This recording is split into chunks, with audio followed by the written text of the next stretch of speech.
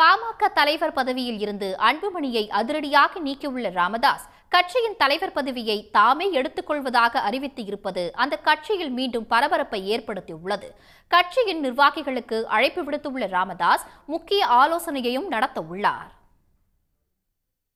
திண்டிவனம் தைலாபுரத்தில் உள்ள தனது வீட்டில் செய்தியாளர்களுக்கு பேட்டியளித்த பாமக நிறுவனர் ராமதாஸ் கட்சியின் தலைவர் பதவியை தாமே எடுத்துக் கொள்வதாக அறிவித்துள்ளார். தலைவர் பதவியில் இருந்து அன்புமணியை நீக்கியதற்கு பின்னணியில் பல காரணங்கள் உள்ளன என்று கூறியுள்ள ராமதாஸ் அந்த காரணங்களை சிறுகச் சிறுக தெரிவிக்கப் போவதாகவும் குறிப்பிட்டுள்ளார்.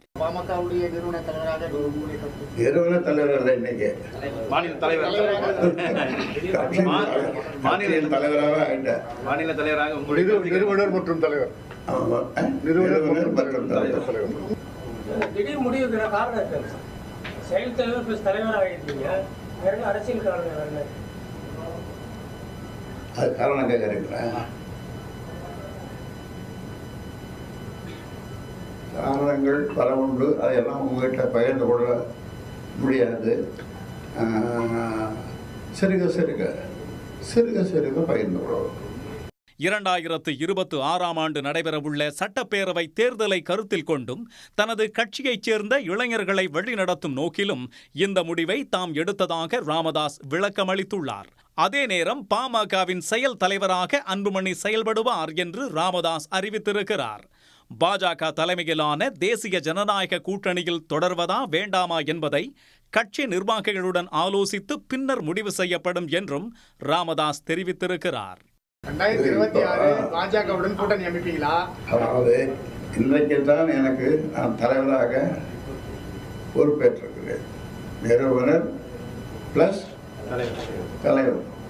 அதனால் இனி நிர்வாகக்குழு, செயற்குழு, மாவட்ட செயலாளர்கள், மற்ற சட்டமன்ற உறுப்பினர்கள் எல்லோரையும் கூட்டி பேசி முடிவெடுப்போம்.